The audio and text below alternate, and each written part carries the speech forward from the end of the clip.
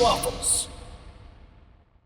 Guys, look! I've found my net worth! It's all inside of this hoarding closet! Game collecting has always been one of my favorite hobbies. Every now and then I like to browse eBay or check out any retro game shops in the general area in search of things I want. Is it time consuming? Yes. Is it burning a hole in my pocket every year? Absolutely. But still, even through all the murky water, there has always been a sense of satisfaction and progression whenever I picked one or two games up and put them up on the shelf. You see, little things like that make it really special, and I don't know where I'd be without it.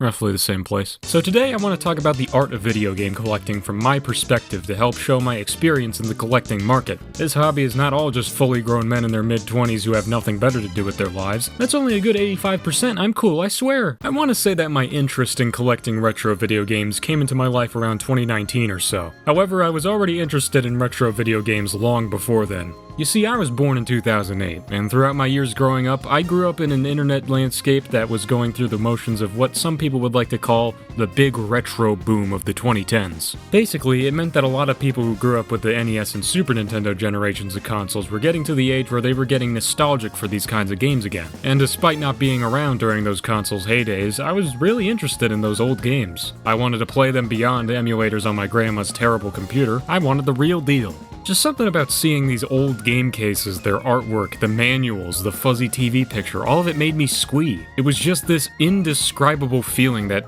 very few modern consoles have successfully emulated. And I, for one, could not get enough of it. And 12 years later, I still wonder where I went wrong. My early collecting years were pretty rough, all things considered. I was pretty limited with what I could and could not nab. Most game-related purchases came from my parents' pockets, and were usually relegated to being Christmas or birthday presents. Though to be honest, I still used some of my money to get some stuff. I primarily bought a lot of leftover Skylanders I wanted, but I did manage to get a few older games, one of them being none other than Metroid Other M.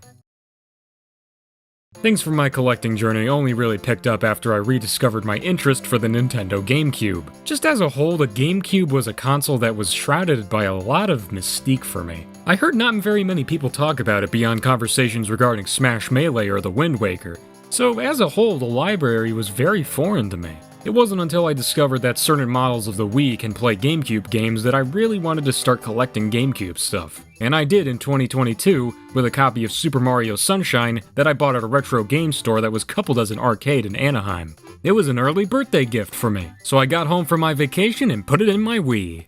And, yeah, I don't like Mario Sunshine. You see, that's the thing. Typically when I'm out in the wild searching for games, I'm never looking for anything that's truly valuable or anything that I'm certain that will jump up in value in the next couple of years. I'm looking for games that I actively wanted or wanted to try to experience on my own. Sure, it's nice to have a couple of rare or expensive games lurking around in your collection, but as a whole, most of these rare, expensive games are things I don't really see myself playing. Sure, there are a couple of really rare games that are pretty solid at times, like the original Shantae or Clay Fighter Sculptor's Cut, but are they really worth paying over $4,000 for?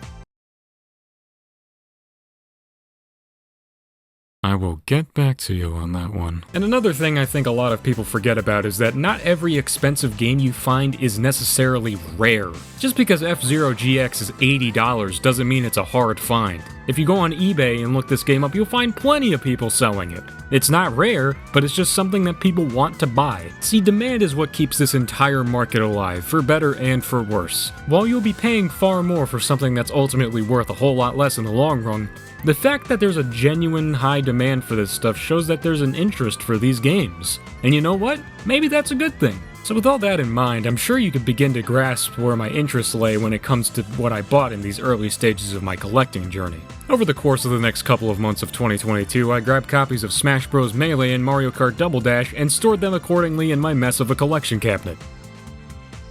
This is disgusting. On Christmas of 2022, my parents gifted me a Retron 2, which is one of those weird third-party aftermarket consoles that play old cartridge-based games. It's a pretty nifty console, though I do have a few weird problems with it. While being more than capable of playing Super Nintendo games, it kinda struggles sometimes with NES games. I'm not sure if you could really tell in this footage, but the colors on display here are a little messed up, with the same going for the sound emulation. While not the biggest issues in the world, it always disappoints me that I will never be able to experience these games in the quality that they deserve to be played in. But over the course of 2023, I picked up a few new games here and there, but it wasn't anything too noteworthy. Metroid Prime, F-Zero GX, Mega Man 3, Super Mario Bros., Battletoads, Link to the Past, really all those essential Nintendo titles I always wanted. With the standout being F-Zero GX, oh my god, that game, man. Ooh. I also convinced my parents to allow me to get a PS2 later that year, with the first game on it being none other than Mega Man X7. And that game was one of the only PS2 games I owned for a while there. I had to wait a couple of months till Christmas, where I got a treasure trove of some really fantastic games. Crash Bandicoot 2, without a doubt one of the greatest 3D platformers ever made and objectively the best Crash Bandicoot game. Metal Gear Solid 2, while not being the greatest Metal Gear game, it still has a lot of soul, and I love a lot of its story and message. Metal Gear Solid 3, oh my god, this game is fantastic. There are just so many possibilities to complete every area. And who could forget GTA 3, which despite its weirdness still remains to be my favorite GTA game. Honestly, the PS2 really surprised me. It was my first Sony console, so pretty much all of its library was foreign to me as a stinky Nintendo diehard. I enjoyed almost all of what I've played on the system, and it really made me feel upset at myself for missing out on this stuff until now. 2024 was easily my biggest collection spike, as I got a ton of new games that year. Kicking things off, I got Mega Man Legends, which, while not a traditional Mega Man experience, still left a really satisfying impact on me. I got PNO 3 for the GameCube, the other two main PS2 GTA games, Bayonetta 2, and the crowning jewel of my game collection. One of my most treasured possessions. The light at the end of the tunnel. What else could I really be talking about? Other than sneaking! Alright, jokes aside, Final Fantasy VII is a genuine masterpiece, and I loved every second of it. Even when my save file got corrupted near the end of the game, I had absolutely no problem just going back and doing it all over again. Just picture me, in my room, dimly lit by the glow of the CRT TV, playing this phenomenal game, all while binging Dragon Ball Z for the first time in between play sessions. Oh, it was great! As silly as it may sound, those little magical moments in this hobby like those really make it special to me. I would love to just go back in time and re-experience it again. That's how important these times are to me. And special times like those are what make Final Fantasy VII special. And that's why game collecting is special. That's why I love it so much.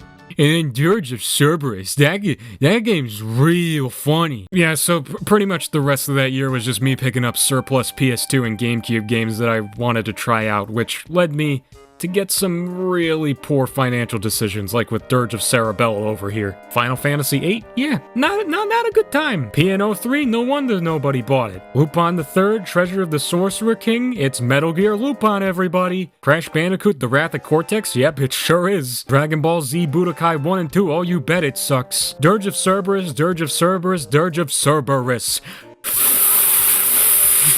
Screw these games, I don't like them. But you know what, that's all fine. Part of collecting is about buying some pretty terrible things, and that's okay. And besides, even if all you owned were crappy games, they still would look pretty nice up on a shelf, that's for sure. I don't know how to end this video.